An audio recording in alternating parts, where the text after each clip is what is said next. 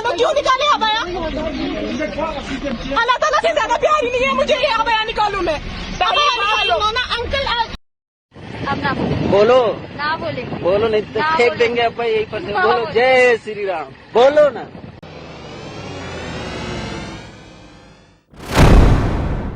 आदाब, मैं हूं मुमताज आलम रिजवी और आपको मालूम हो गया होगा चंद सेकंड की क्लिप देखने के बाद कि मैं किस मौजू पर बात करने जा रहा हूं।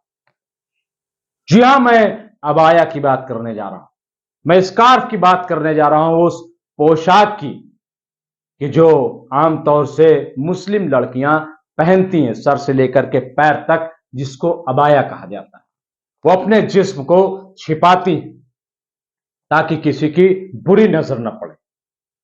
और वो दीन की जो पैरोकार हैं, जो दीन के बताए हुए रास्ते पर चलती हैं, जो दीन कहता है उसको मानती हैं, वो अबाया पहनती हैं। वो घर से निकलती हैं तब भी, बाजार में जाएं तब भी, और स्कूल में जाएं तब भी। बात यह कहीं और की नहीं बल्कि जम्मू कश्मीर के श्रीनगर की। मुस्लिम अक्सरियत ये शहर है जहां की बात हो रही। श्रीनगर में इस किस्म की बात होगी, कभी कोई तसव्वुर भी नहीं कर सकता। श्रीनगर से ऐसी कभी कोई बात आई नहीं कि वहां के किसी स्कूल में लड़कियों को अबाया पहनने से रोक दिया जाए, और सिर्फ रोका ना जाए बल्कि कहा जाए कि अगर अबाया पहनना है तो मदरसे जाइए, स्कूल मत आइए। ये क्या हो रहा है? ये चल क्या रहा है? अभी कर्नाटक में भाजपा को एक बड़ी शिकस्त हुई, लेकिन ऐसा लग रहा है कि नशा उतरा नहीं है। क्योंकि ये जो खबर है, आप सोच रहे होंगे कि इसमें भाजपा कहां से आ गई, इसमें आरएसएस कहां से आ गया? बिल्कुल आ गया, क्योंकि जम्मू कश्मीर में, श्रीनगर में अभी जो हुकूमत है वो केंद्र की हुकूमत है, क्योंकि वहां गवर्नर रूल लागू है। वहां पे अभी कोई चुनी हुई सरकार नहीं है और गवर्नर केंद्र का है, इसलिए वहां पे केंद्र सरकार है। और केंद्र सरकार को खुश करने के लिए स्कूल के जिम्मेदार इस किस्म की हरकतें कर सकते हैं, और ये ऐसी हरकत की गई है। अब जो सफाई पेश की गई उस पर काफी लड़कियों ने एहतजाज किया है, काफी हंगामा मचा हुआ है। हालांकि कर्नाटक में हार हुई है और कांग्रेस की सरकार वहां बड़े अच्छे तरीके से आ गई है। अब चूंकि जम्मू कश्मीर में भी चुनाव हो सकते हैं, हालांकि लोग 5 स्टेट की बात करते हैं कि शायद राजस्थान, मध्य प्रदेश, छत्तीसगढ़, मिजोरम और तेलंगाना में ही चुनाव होंगे इस साल। लेकिन जो खबरें आ रही हैं वो ये कि जम्मू कश्मीर में भी चुनाव कराए जा सकते हैं, क्योंकि बार बार डिमांड की जा रही है कि अब बचा क्या है, चुनाव क्यों नहीं कराए जा रहे। तो चूंकि चुनाव का माहौल बन रहा है तो वहां इस किस्म के माहौल को पैदा किया जा रहा है। वरना अभी तक एतराज क्यों नहीं हुआ? जो वहां के प्रिंसिपल हैं, पहले मैं बता दूं कि ये कहां का पूरा मामला है, हालांकि अब तक आप रिपोर्ट सुन चुके होंगे। मैं जो बात कहने के लिए यहां पे आया, मैं जो प्रिंसिपल जी हैं जिन्होंने बयान दिया है, मैं उनके बयान पर कुछ रोशनी डालना चाहता हूं। यह मामला है रेनावाड़ी वाके विश्व भारती हायर सेकेंडरी स्कूल का, ये श्रीनगर में है। अब जो बयान आया है, जो स्कूल के प्रिंसिपल हैं उनका नाम है मेमरोज सैफी। उन्होंने कहा है कि मैंने अबाया पर रोक नहीं लगाई, स्कूल तक लड़कियां आए, यानी घर से स्कूल तक लड़कियां अबाया पहन के आए, लेकिन जब परिसर में दाखिल हो तो अबाया उतार। प्रिंसिपल साहब, जरा आप ये बताइए, मैं सवाल करना चाहता हूं, अगर आप तक मेरी बात पहुंच जाए तो आप जरूर जवाब दीजिएगा, वीडियो जारी कर दीजिएगा, फिर बयान दे दीजिएगा, कहीं और दे दीजिएगा, आप मुझे मत दीजिए, वो मुझ तक पहुंच जाएगा। लेकिन आप ये जवाब दीजिए कि आपने कहा कि घर से स्कूल तक आइए, मैंने कोई रोक नहीं लगाई। आप स्कूल के प्रिंसिपल हैं कि पूरे श्रीनगर के? ये आपको किसने ये हक दे दिया कि आप कहेंगे कि आप जो है वो घर से और स्कूल तक अबाया पहन के आइए। आप कहां के मालिक हैं? और अगर आप परिसर के अंदर रोक रहे हैं तो आपकी हैसियत बस वहीं तक की है, इससे ज्यादा नहीं है आपकी हैसियत। आप परिसर के अंदर के ही मालिक हैं, प्रिंसिपल हैं, बाहर के नहीं हैं। आप वहां चीफ मिनिस्टर नहीं हैं कि आप ये कहेंगे कि साहब घर से और वहां तक कि हमने रोक नहीं लगाई। आपकी क्या हैसियत है? आप कैसे रोक लगा सकते हैं? परिसर के आप मालिक हैं और परिसर में आपने मना किया है कि आप परिसर में आते ही अबाया उतार दीजिए, और फिर आप ये बयान दे रहे हैं कि हमने तो मना ही नहीं किया, कि आप रोक लगाई ही नहीं अबाया पर। ये क्या बेतुकी बात है? और आप ये कह रहे हैं कि आप सफेद रंग का सफेद रंग का दुपट्टा ओढ़ लीजिए, क्योंकि ये ड्रेस कोड है। ये पहली बार लड़कियां स्कूल जा रही हैं, ये पहली बार श्रीनगर में स्कूल खुला है। ये क्यों क्यों ऐसा किया? कहां से ये आपको ये तालीम मिल गई? कहां से ये हिदायत आ रही है? कौन ये आपको बता रहा है?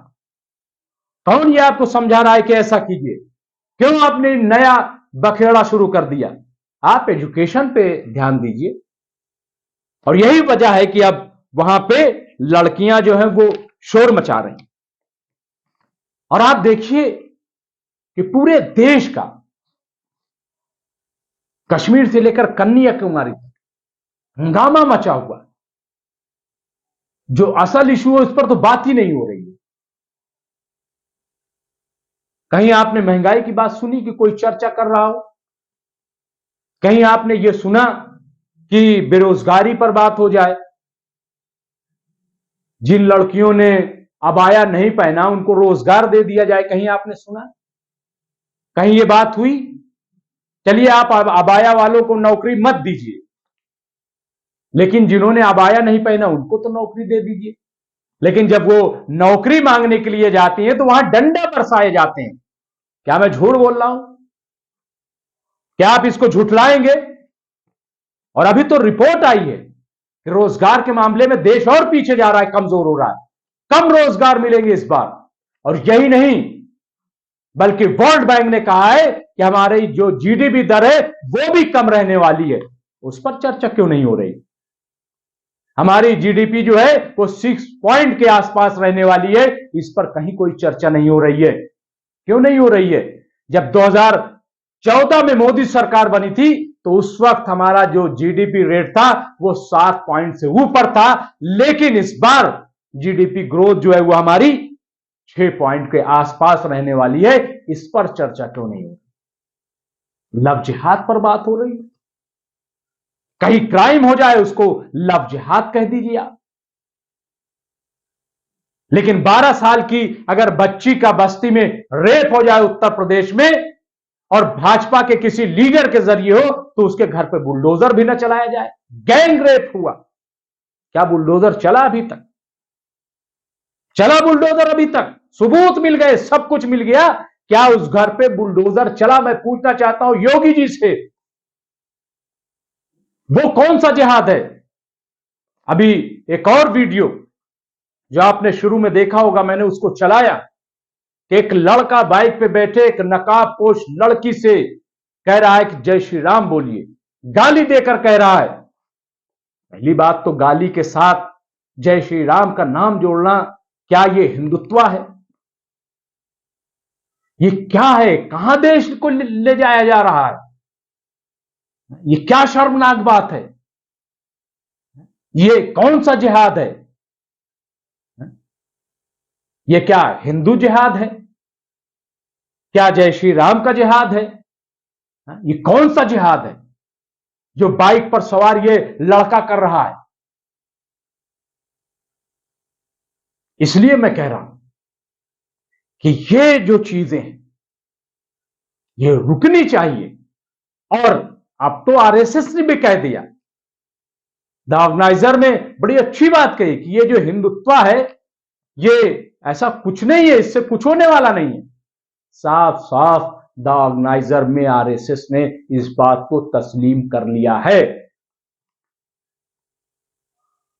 क्राइम को क्राइम रहने दिया जाए,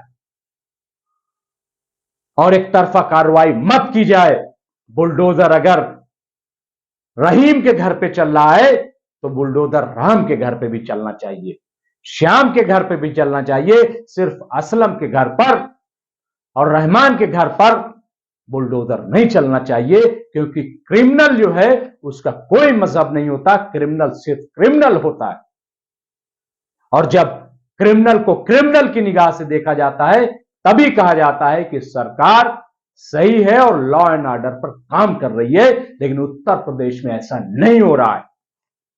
बुलंदशहर की अभी रिपोर्ट आई, वहां दंगा भड़काया गया कि मुसलमानों ने मंदिर में मूर्तियां तोड़ी, लेकिन अब पुलिस ने रिपोर्ट पेश की है वहां सारे के सारे हिंदू लड़के थे, शराब पीकर मूर्तियों को तोड़ा। अखिलेश यादव ने बयान दिया है अभी 2 दिन पहले, जो समाजवादी के अध्यक्ष हैं और विधानसभा उत्तर प्रदेश में विपक्ष के लीडर हैं, कि मंदिरों में भाजपा के लीडरों ने मुसलमानों को चंद रुपए देकर के उनसे मंदिर के अंदर गोश्त रखवाया। इससे ज्यादा जलील और शर्मनाक बात क्या हो सकती है?